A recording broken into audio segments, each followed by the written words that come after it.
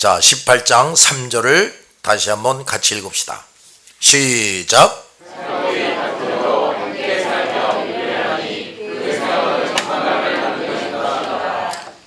자, 여기서 특별히 기록되는 것은 브리스길라 부부와 바울이 같은 생업을 가지고 일했다는 겁니다. 자, 우리는 여기서 중요한 사실들을 또 깨달아야 됩니다. 첫째, 하나님의 거룩한 일을 수행하는 사람들은 생업까지도 함께 했다는 겁니다. 생업까지 함께 했다는 것은 그들이 모든 삶을 함께 하며 하나님의 일을 수행했다는 것을 보여줘요.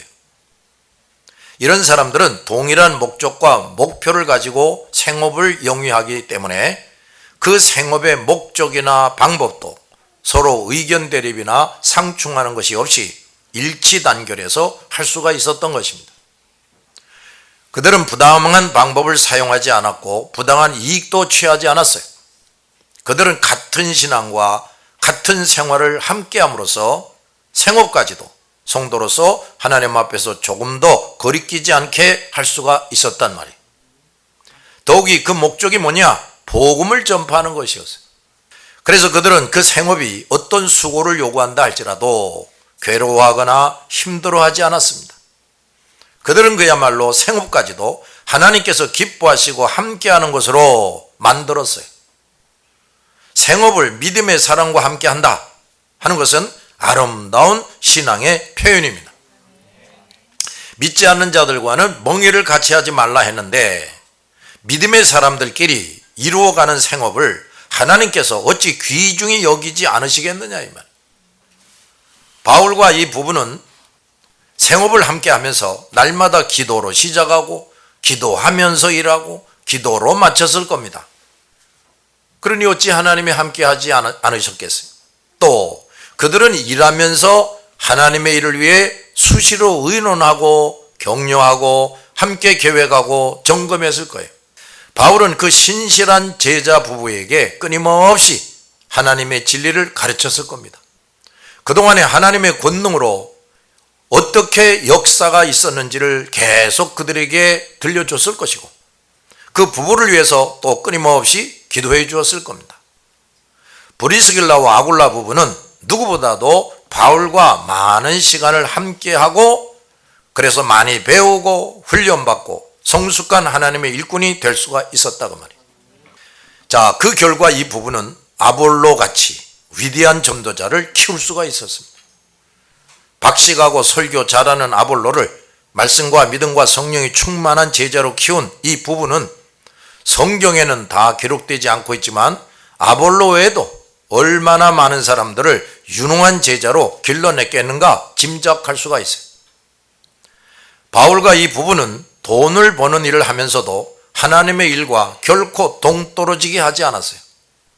그들은 생업을 하면서도 하나님의 일을 한 것입니다. 얼마나 아름다운 삶의 모습이냐 말이에요. 두 번째, 바울과 같은 최고의 사도요 전도자도 생계를 위해서 노동을 했다는 것입니다. 바울은 그가 설립한 교회들과 그의 전도를 받고 제자가 되고 하나님의 백성이 된 사람들에게 생계의 도움을 받을 권리가 있었어요. 그러나 바울은 일을 했습니다. 스스로. 바울은 그야말로 최고의 영성을 가진 하나님의 사람으로서 그리스도처럼 섬김을 받기보다 섬기는 일에 최고의 본을 보였습니다. 바울의 삶은 그 누구보다 바쁘고 고되고 쉴 틈이 없었어요. 그는 매일 하나님의 말씀을 연구하고 묵상하고 매일 일과를 시작하기 전에 기도하고 끊임없이 성령과 대화하면서 모든 상황을 아뢰고 성령의 지시와 인도를 받는 시간이 많이 필요했어요. 그는 수많은 밤까지도 남들처럼 편하게 자고 쉴 수가 없었어요. 잠시도 어디 가서 쉬거나 휴가를 즐길 수도 없었습니다. 이 부족한 사람의 경험을 보면 시시때때로 하나님께 모든 상황을 보고 드리고 무엇을 어떻게 해야 할지 무슨 말을 어떻게 해야 할지 여쭤보고 응답을 받는데 주님께 하나하나에 대해서 말씀드릴 때부터 영혼과 육체가 극도로 긴장되고 두려워하게 되면서 한겨울에도 진땀이 납니다. 기도할 때. 그리고 주님께로부터 응답하심을 들을 때마다 놀랍고 두렵고 더욱 긴장하게 됐어요. 더욱이 그 응답이 이 사람의 생각과 현실과 전혀 다를 때에는 참으로 당황하고 놀라지 않을 수가 없습니다. 그런 때는 더 긴장되고 두려운 마음에 짓눌리게 됩니다. 이렇게 기도드리고 응답받고 그것을 잊어버리거나 실수하지 않기 위해서 기록할 때 펜을 잡고 이제 기록을 하는데 이 손이 부들부들 떨려. 그러느라고 또 시간이 더 많이 걸려요. 그 기도할 때 오는 중압감, 긴장감, 두려운 마음으로 기도를 마치고 나면 기진맥진해지고 극심한 피로감을 느끼게 돼요. 하나님께서 부족한 저를 종종 만나 주시지만 이런 일을 매일 있는 건 아니란 말이에요. 그런데 바울은 끊임없이 성령의 지시와 인도를 따라서 환난과 시련이 있는 곳으로 이동을 했습니다. 복음이 한 번도 전해지지 않았던 죄악의 소굴로 찾아가서 전도해야 했고 수시로 이런 하나님과의 교통을 가져야만 했습니다. 그러니 바울이 매일 이 엄청난 사역과 경험을 하느라고 심신이 얼마나 지치고 힘들었겠는가 나는 충분히 짐작할 수가 있어요. 바울은 성령의 지시와 인도를 따라 수많은 곳으로 가야만 했습니다. 그 대부분의 곳에서 마음 편하게 사역을 감당할 수가 없었어요. 그는 언제나 잠이 부족했는데 일은 점점 많아졌고 고난도 점점 심해지고 또 그가 신경 쓰고 염려하며 기도해 줘야 할 사람들, 교회들이 매일 그에게는 큰 짐이 됐다고 말이에요. 바울의 전도는 단지 복음을 전하고 떠나는 것이 아니고 곳곳마다 만나는 완악하고 교만한 유대인들, 또 온갖 우상과 헛된 철학에 빠져있는 이방인들을 상대로 그들의 어리석음과 잘못을 하나님의 말씀으로 지적하고 정확하고 충분하게 논리정연하게 깨우치고 설복시키는 일을 했습니다. 그런데 이런 일은 말이에요, 어떤 육체적이고 정신적인 노동과도 비교할 수 없는 정력과 에너지를 소비하는 일입니다. 엄청난 스트레스를 받지 않을 수가 없어요. 그런데 바울은 건강하고 건장한 신체를 가진 사람이 아니었어요. 주님께서 그가 자고하는 시험에 빠지지 않게 하려고 육체에 가시를 주셨다 그랬어요. 얼마나 힘들고 고통스럽겠느냐 이 말이에요. 그런데도 그는 다른 사람들에게 부담을 주지 않으려고 생계를 위해서 또 선교 자금을 얻기 위해서 직접 노동까지 했다고 말해요. 인간의 의지와 훌륭한 인격만으로는 이렇게 할 수가 없어요. 바울은 누구보다도 최고의 영성, 다 같이 최고의 영성, 이걸 가졌단 말이에요. 그는 항상 말씀과 믿음과 성령이 충만한 사람이었고 성령의 세심한 지시와 인도를 받는 사람이었고 주의 권능의 손이 함께하는 사람이었기 때문에 이 모든 것을 감당해서 우리 후대 일꾼들에게 최상의 본을 보여주게 된 겁니다. 세 번째, 바울은 당시에 가장 천한 직업, 천막 짜는 거, 이걸 마다하지 않고 선택해서 일했다는 것입니다. 천막을 만드는 것이라 했는데 그 일은 천이나 피륙, 짐승의 껍질을 사용해서 그 당시 군인들이나 양치기들 또 여행자들이 쓸 천막, 텐트를 만드는 것이었어요. 바울은 예루살렘에 있을 때 누구보다도 대학자였고 사내들인 국회의 회원으로 정치인이기도 했어요. 그러한 바울이 당시 가장 천한 직업이요, 아무 지식도 없는 사람들이나 하는 직업, 뭐 장사하는 사람들이나 했던 이 천막 만드는 직업을 선택해서 생계도 유지하고 전도비를 마련했다. 이걸 절대로 수치로 여기지 않았다고 말해요.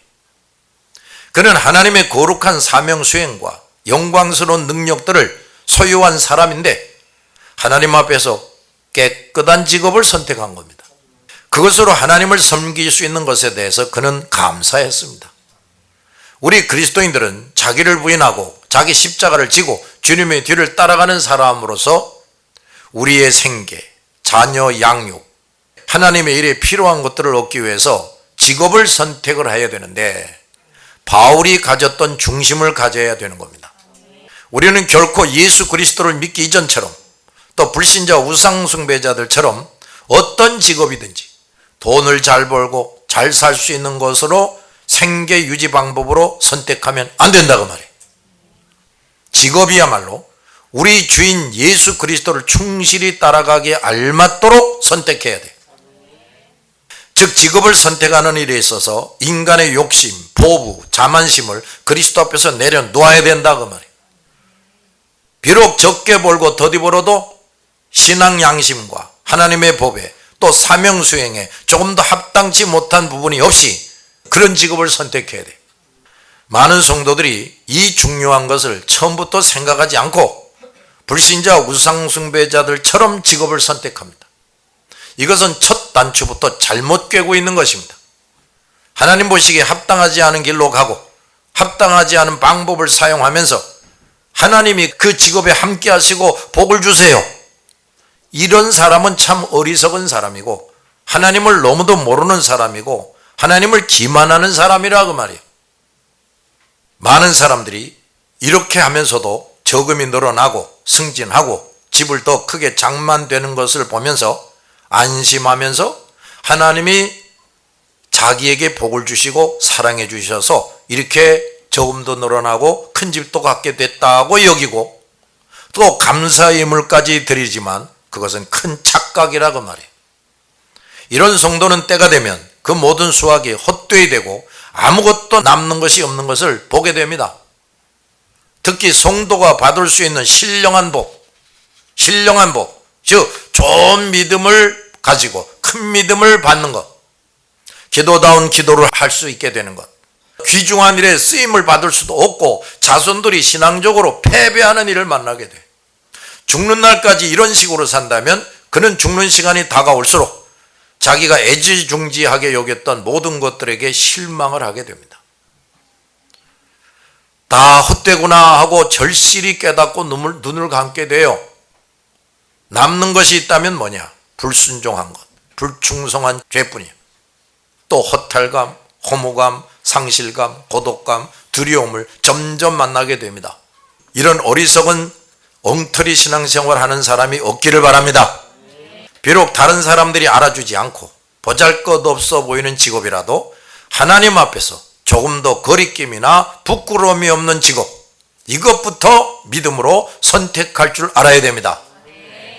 그리고 그런 직업에 종사하면서 먼저 주의 나라와 의를 열심히 이루어 나가는 것을 중단 없이 하는 겁니다. 그렇게 하면 때가 되면 주께서 약속하신 그 복이 나와 자자손손에게 옵니다.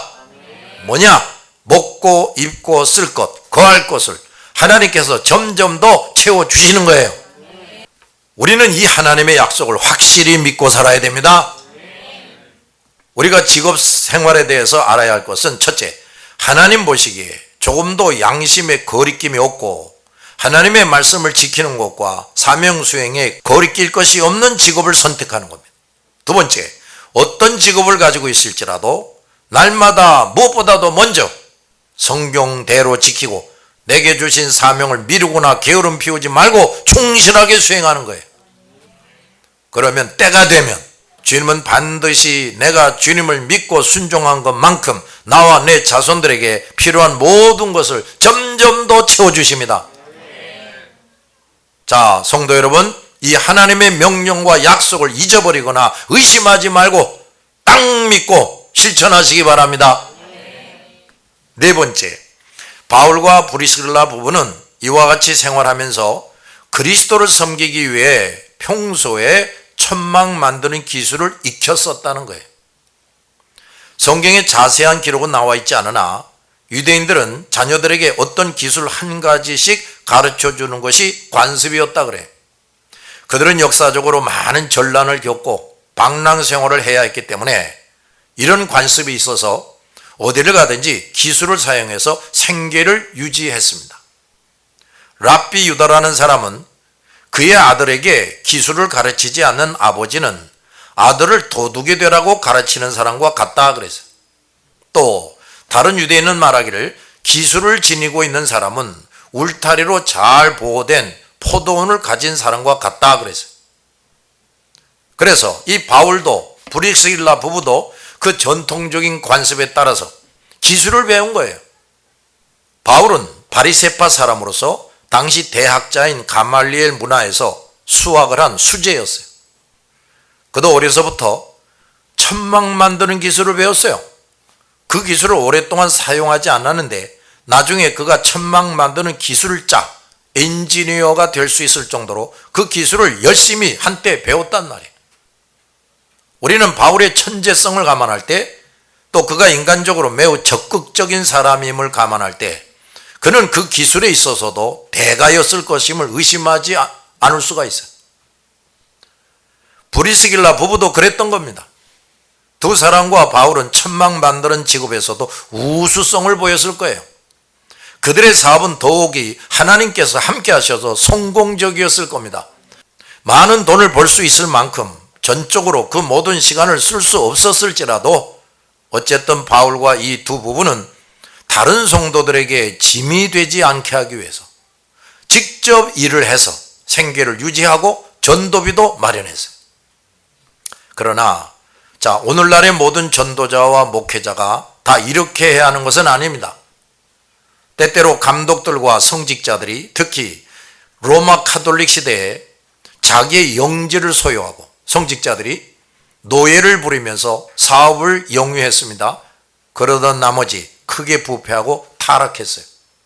따라서 종교개혁 이후에 그리스도의 교회들은 목사와 성직자들이 노예를 부리거나 일반 직업을 가지지 않고 오직 성역에만 전념하게 한 것입니다. 그 후 교회와 성도들이 목회자와 성직자들의 생계를 잘 도와주고 그들의 지도를 잘 따를 때 주님은 교회와 그 성도들에게 자자손손에게 풍성한 사랑을 베풀어 주셨어요. 그러므로 지금도 목사와 성직자들도 직업을 가지고 일해야 한다고 주장하지 말아야 돼요. 그들이 생계를 위해서 많은 시간과 정욕을 사용하면 말씀 연구와 기도를 열심히 할 수가 없어요.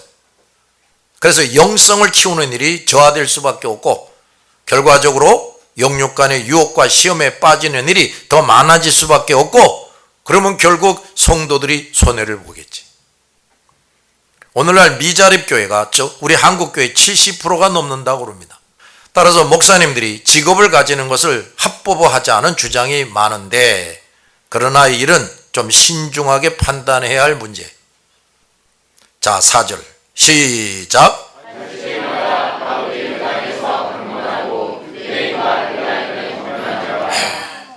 자, 여기에서도 바울은 유대인의 회당에서 강론했다. 그것도 안식일마다 그랬다 그랬어요.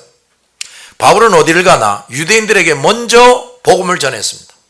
그 이유는 유대인들은 성경을 통해서 이미 약속된 메시아를 알고 있었고 그 메시아를 기다리는 유일한 민족이었단 말이에요.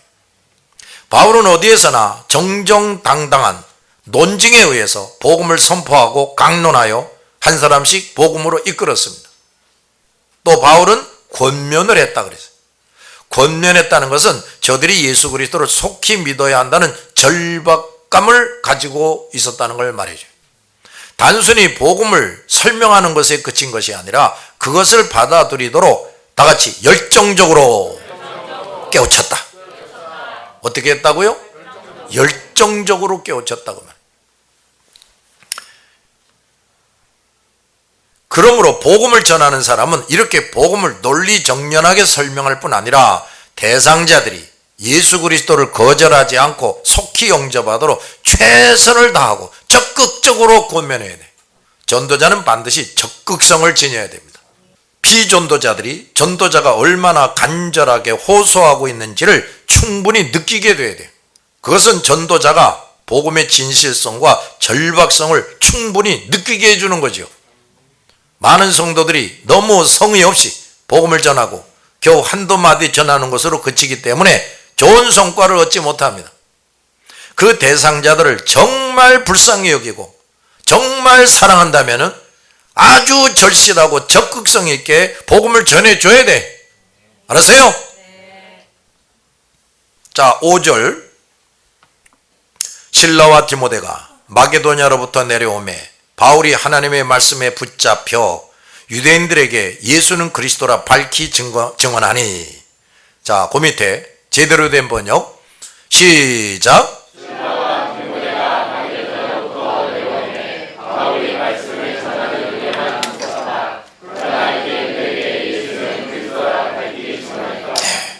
실라와 디모데가 마게도냐로부터 내려오매 바울이 말씀을 전하는 일에만 힘썼다 그랬어요. 바울은 충실한 제자고 동역자인 실라와 디모데가 마게도냐로부터 와서 그곳에 좋은 소식을 전해주니까 아주 바울이 더 큰 위로와 힘을 얻었단 말이에요. 그래서 말씀을 전하는 일에 더 열심히 했다고 말이에요. 바울은 실라와 디모데가 바울에게 오기만 해도 큰 위로와 새 힘을 얻었어요. 그래서 하나님의 말씀을 더 담대하고 열심히 있게 전했단 말이에요. 우리 그리스도인들은 이렇게 서로 위로가 되고 힘을 북돋아주는 동력자가 되어야 됩니다. 우리는 서로에게 이런 위로자가 되고 새 힘을 북돋아주는 동력자가 되기 위해서 우선 언제나 나 자신을 더욱더 무장시키고 성장시켜야 돼요.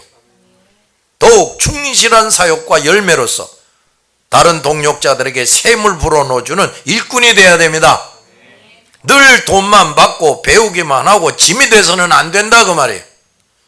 바울은 사람들에게 말씀을 전하지 않고는 견딜 수가 없었어요. 그는 점점 더 간절하게 온 힘을 다해서 말씀을 전해야만 했습니다. 이것이 말씀과 믿음과 성령 충만한 사람이 언제나 나타내 보이는 모습이에요.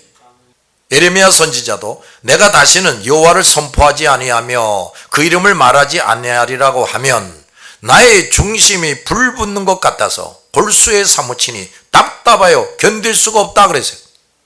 또 선지자들에 대한 말씀이라 내 중심이 상하며 내 모든 뼈가 떨리며 내가 취한 사람 같으며 포도주에 잡힌 사람 같으니 이는 여호와와 그 거룩한 말씀을 인함이라. 하나님의 말씀의 단맛에 사로잡힌 사람, 하나님의 말씀의 오름에 강하게 붙잡힌 사람, 구원의 능력이 되는 복음의 위대성을 충분히 깨달은 사람은 그것을 전하지 않고는 견딜 수가 없어요. 만약에 그것을 전하지 않는다면 자기에게 화가 임하지 않을 수 없다는 걸 확실히 깨닫는 겁니다. 그러니 내가 이 복음을 안 전하면 나는 큰 죄를 범하는 거지, 이걸 절실히 깨닫는다 그 말이에요.